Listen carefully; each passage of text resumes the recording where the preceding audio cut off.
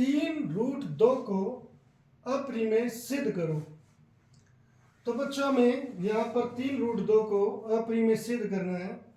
तो इसे सिद्ध करने के लिए जो ये सबसे पहले अ है, इसी को हम हटा देते हैं। हम क्या है कि मानेंगे कि ये अपरिमेय सिद्ध करना है, तो हम इसे क्या मान लेते हैं, परिमेय संख्या। तो बच्चों हम मान लेंगे कि माना 3√2 एक परिमेय संख्या है, एक परिमेय संख्या है। हमने इसे परिमेय संख्या मान लिया। अब जब बच्चों इसे परिमेय संख्या मान लिया, तो परिभाषा के अनुसार हम लिख सकते हैं,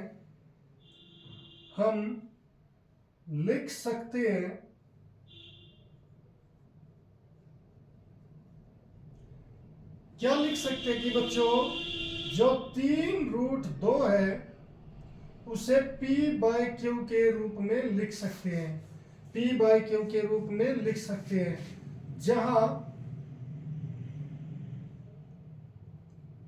q नॉट इक्वल टू 0 है, वह p और q दोनों सहअभाज्य है, तथा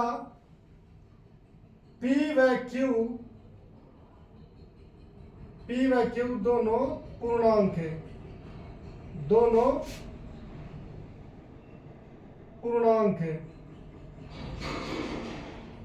तो बच्चों हमने यहाँ पर यह परिभाषा का एक पार्ट है, हमने 3/√2 को एक परिमेय संख्या मान लिया। और परिमेय संख्या क्या होती है, जिन्हें हम p/q के रूप में बटे में लिख सकते हैं, जैसे हिंदी में बोले तो p/q के रूप में लिख सकते हैं, जहां पर q जो ये हर में है, डिनोमिनेटर में, ये 0 के इक्वल नहीं होना चाहिए। p और q सहभाज्य है, यानी कि एक को छोड़कर कोई अन्य संख्या इन्हें भाग ना करे।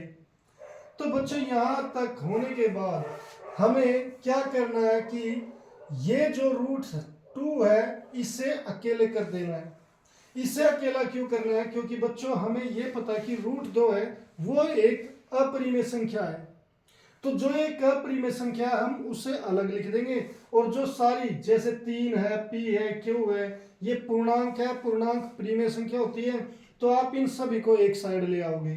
यानी कि मुझे ये अकेला चाहिए। यहाँ पर अकेला कैसे होगा कि जो यहाँ पर 3 मल्टीप्लाई में है वो यहाँ राइट हैंड साइड आकर किस में हो जाएगा, डिवाइड में। तो इसीलिए √2 इक्वल हो जाएगा p/3q की। अब बच्चों ये भी पूर्णांक है और ये भी पूर्णांक है, ये परिमेय संख्या है p/q, तो अगर उसे 3 से डिवाइड करें वो भी क्या आ जाएगी, एक परिमेय संख्या ही होगी।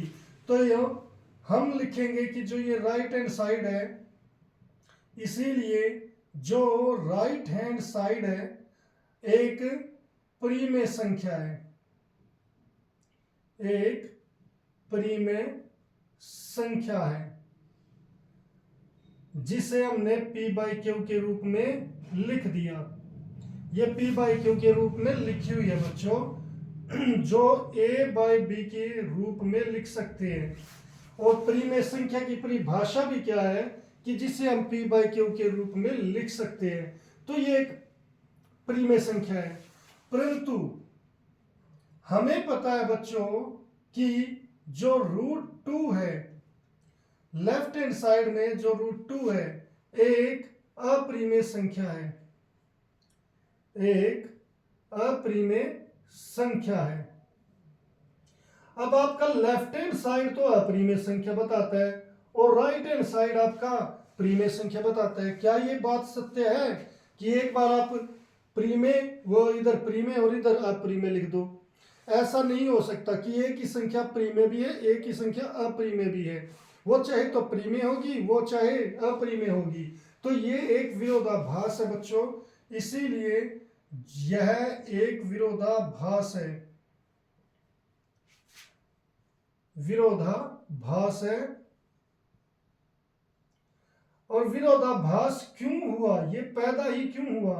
क्योंकि आपने अपरिमेय संख्या को परिमेय संख्या मान लिया था, इसीलिए ये विरोधाभास हुआ है।